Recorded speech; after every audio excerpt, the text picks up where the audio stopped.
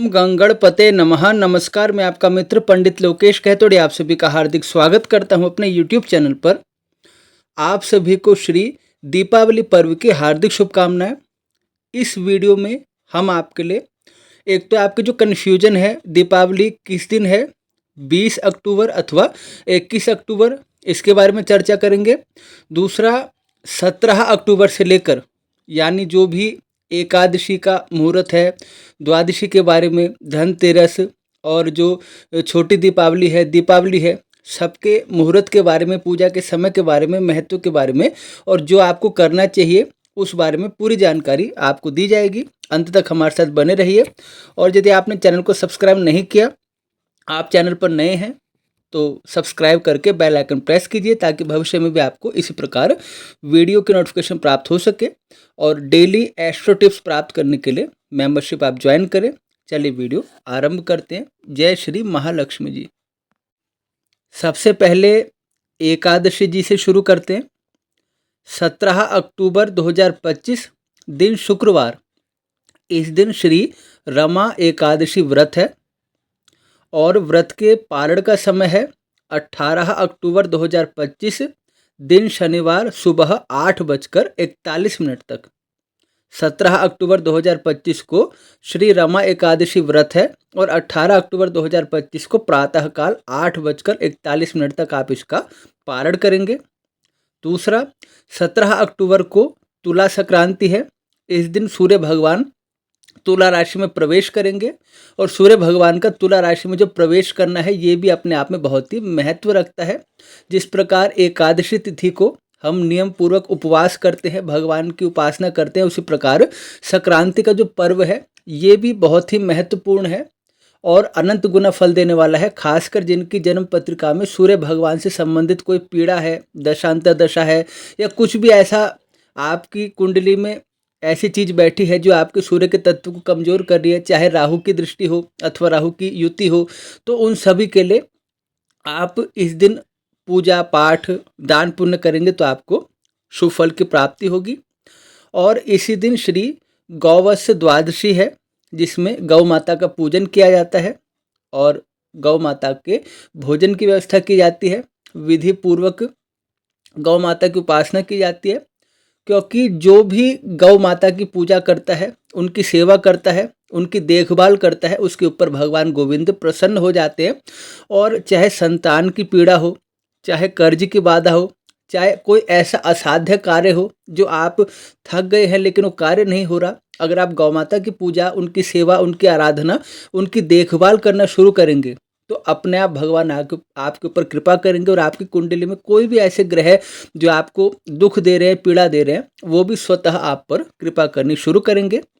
और जो गौवत्स द्वादशी की पूजा का मुहूर्त है शाम के समय, वो है शाम को 5:49 से 8:20 तक रात्रि। शाम को 5:49 से रात्रि 8:20 तक गौवत्स द्वादशी की शाम की पूजा का मुहूर्त है।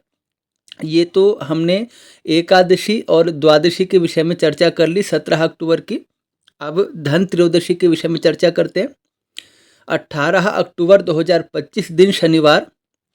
इस दिन श्री धन त्रयोदशी पर्व है जिसे हम धनतेरस भी कहते हैं और इस दिन शनिवार होने के कारण इस दिन श्री शनि प्रदोष व्रत भी है। प्रदोष व्रत में आप सभी जानते हैं कि शनि प्रदोष व्रत अपने आप में बहुत ही महत्व रखता है। विशेषकर जिन लोगों को शनिदेव से संबंधित कोई पीड़ा है, कोई भी बाधा है, तो उसके निवारण के लिए शनि प्रदोष का जो व्रत है, जो पूजन है, जो दान पुण्य है, जो उपाय है, वो बहुत ही कारगर सिद्ध होते हैं। इस दिन यम दीपक दान किया जाता है। धनतेरस के दिन भगवान श्री धन्वंतरी जी की उपासना की जाती है, जिनकी उपासना करने से आरोग्य की प्राप्ति होती है और सब प्रकार की जो बीमारी है वो दूर होती है। माँ भगवती महालक्ष्मी जी की पूजा की जाती है, कुबेर देवता की पूजा की जाती है। और जो भी व्यक्ति चाहता है कि उसके पास पैसा आता है लेकिन पैसा टिकता नहीं है, घर में बरकत नहीं है और इनकम बाद में आती है, पहले आपके एक्सपेंस खड़े हो जाते हैं, आपके एक्सपेंस पहले चालू हो जाते हैं और उनके पास पैसा नहीं टिकता, स्थायी संपत्ति का अभाव है उनके पास। कहने को तो पूरे जीवन भर उन्होंने मेहनत की लेकिन उनके हाथ में कुछ नहीं है, उनके पास बैलेंस कुछ नहीं है। तो इस दिन विशेषतः क्योंकि शनि प्रदोष व्रत होने से भी बहुत महत्व बढ़ गया है, विधि पूर्वक अपने पुरोहित जी की सहायता से इस दिन श्री भगवान कुबेर का पूजन अवश्य करवा लीजिए। और भगवान श्री कुबेर का पूजन करने मात्र से आप देखेंगे कि कैसे आपके घर में बरकत आनी शुरू हो जाएगी। और इस दिन शाम की जो पूजा का मुहूर्त है धनतेरस की, वो शाम को 7:16 से 8:20 तक है। शाम को 7:16 से 8:20 तक। अब 19 अक्टूबर की बात करते हैं। 19 अक्टूबर 2025 दिन रविवार। इस दिन श्री काली चतुर्दशी है। माँ भगवती श्री कालिका जी का पूजन इस दिन करना बहुत ही शुभ रहेगा। श्री हनुमान जी का पूजन इस दिन करना बहुत ही शुभ रहेगा। इस दिन श्री मासिक शिवरात्रि है और रोग, शत्रु, ऋण, बाधा या कुछ भी अनिष्ट ग्रह हैं, बाल ग्रह हैं, कुछ भी हैं, तो उनके निवारण के लिए भगवती श्री कालिका जी का जो पूजन करना है वो बहुत ही महत्व रखता है। श्री कालिका भगवती के पूजन का जो मुहूर्त है रात्रि 11:41 से 12:31, रात्रि 11:41 से 12:31 तक। अब जो आपको डाउट है कि दीपावली किस दिन मनानी चाहिए, 20 अक्टूबर अथवा 21 अक्टूबर, क्योंकि दोनों ही दिन के अपने अपने तर्क हैं। और क्योंकि ऐसा अगर तर्क नहीं होता तो एक ही दिन में हर कोई सहमत होता, तो दोनों के अपने अपने जो तर्क हैं उसके आधार पर, क्योंकि ऐसा नहीं होता कि कोई भी दिन ऐसा है कि उस दिन कुछ ना किया जाए या किसी चीज़ का मुहूर्त नहीं है या उस दिन कुछ नहीं होगा, लेकिन हम थोड़ा सा सर्वोत्तम समय चुनने की कोशिश करते हैं जो लोग सुविधापूर्वक कर सके। तो 20 अक्टूबर 2025 दिन सोमवार, इस दिन श्री दीपावली महापर्व मनाया जाएगा। श्री महालक्ष्मी जी का पूजन होगा। भगवती श्री कमला जयंती है जो 10 महाविद्याओं में से एक है। इस दिन क्या है, दोपहर 3:44 तक चतुर्दशी तिथि है। उसके बाद अमावस्या तिथि आरंभ है प्रदोष काल में भी, और रात्रि को भी जो अमावस्या तिथि है वो व्याप्त है। महालक्ष्मी पूजन करने के लिए इस दिन समय इसलिए ठीक है क्योंकि रात्रिकालीन जो पूजा है वो आप इस दिन कर सकते हैं। रात्रि को जो जागरण करते हैं वो आप इस दिन कर सकते हैं। व्रत उपवास आप करते हैं इस दिन कर सकते हैं। और विधि पूर्वक आप श्री महालक्ष्मी जी का पूजन कर सकते हैं, क्योंकि दीपावली जो अंधकार पर प्रकाश की विजय का पर्व है। क्योंकि इस दिन आप देखिए अमावस्या तिथि होती है, अमावस्या तिथि पर सामान्यतः अंधकार होता है, लेकिन दीपावली पर हम जो ज्ञान रूपी दीपक हम प्रज्वलित करते हैं उसका आशय ही यही है कि हे भगवती, हमारे भीतर से जो अहंकार, अविद्या, जो हमारा क्रोध है, काम है, लोभ है, लालच है, ये सारे दुर्गुणों को दूर करके हे भगवती संतोष, विनय, सत्य, पवित्रता और जो भगवान की भक्ति है वो हमें प्रदान कीजिए। सांसारिक धन संपत्ति के साथ साथ जो भक्ति रूपी धन है वो हमें प्रदान कीजिए, क्योंकि जब तक मनुष्य संसार में अपना कार्य कर रहा है तब तक संसार के उस व्यापार को चलाने के लिए उसको धन की आवश्यकता है। लेकिन उसके साथ ही साथ भगवान से जो उसका जुड़ाव है, अगर वो धन के कारण उसको दूर कर देगा और केवल धन के मद में चूर हो जाएगा तो ये उसकी उन्नति का कारण नहीं है। इसलिए भौतिक उन्नति और आध्यात्मिक उन्नति दोनों के ऊपर जोर दिया गया है। तो श्री महालक्ष्मी पूजन में ना केवल हम सांसारिक धन संपत्ति की याचना करते हैं, बल्कि हम भगवान की भक्ति की भी याचना करते हैं।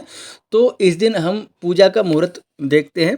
श्री महालक्ष्मी जी की पूजा के 2 मुहूर्त इस समय उपलब्ध है। शाम को 7:08 से 8:18 तक, शाम को 7:08 से 8:18 तक, और रात्रि को 11:41 से 12:31 तक। रात्रि को 11:41 से 12:31 तक। अब हम 21 अक्टूबर 2025 दिन मंगलवार इसकी चर्चा करते हैं। देखिए इस दिन श्री भौमवती अमावस्या है। जिस प्रकार सोमवती अमावस्या का महत्व है उसी प्रकार भौमवती अमावस्या का महत्व है। भौमवती अमावस्या अपने आप में बहुत ही महत्वपूर्ण है। इस दिन शाम को 5:54 तक अमावस्या तिथि बनी हुई है। हाँ, उसके बाद फिर प्रतिपदा तिथि शुरू हो जाएगी। इस दिन आपको क्या करना चाहिए, तीर्थ में स्नान करना, अपने पितरों का पूजन करना, पितरों के निमित्त श्राद्ध तर्पण करना, पितृ आराधना करना, दान पुण्य करना, दीप दान करना।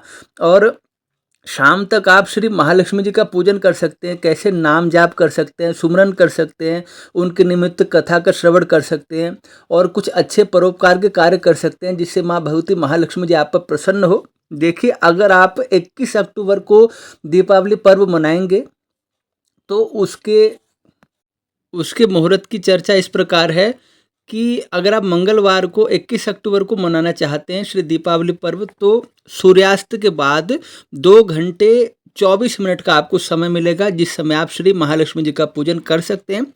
20 अक्टूबर को तो हमने आपको 2 मुहूर्त बता दिए, लेकिन अगर आप 21 अक्टूबर को श्री दीपावली पर्व मनाकर महालक्ष्मी पूजन करना चाहते हैं तो सूर्यास्त के बाद जो प्रदोष काल होता है उसमें 2 घंटे 24 मिनट के भीतर भीतर आप श्री महालक्ष्मी जी पूजन कर सकते हैं। इस प्रकार आपका डाउट भी क्लियर हो गया और जो एकादशी, द्वादशी, त्रयोदशी, चतुर्दशी, अमावस्या है, जो ये पर्व है, इनके विषय में आपको जानकारी प्राप्त हो गई। और श्री भाई दूज के मुहूर्त के विषय में एक अगली वीडियो में आपको बताया जाएगा। उसमें टीका करने का जो मुहूर्त होता है उसके विषय में आपको बताया जाएगा। और एक बार पुनः आप सभी को श्री दीपावली पर्व के हार्दिक शुभकामनाएं। भगवती माँ महालक्ष्मी जी सभी पर अपनी कृपा दृष्टि बनाए रखे और किसी के जीवन में दुख ना हो और ना किसी को अभाव हो। हर किसी के पास इतना पर्याप्त हो कि अपना और अपनों का भरण पोषण कर सके। इसी आशा के साथ कि आपको कार्यक्रम पसंद आया, आपसे विदा चाहता हूँ और पुनः भेंट होगी नए विषय के साथ। तब तक के लिए आप सभी को जय श्री राम।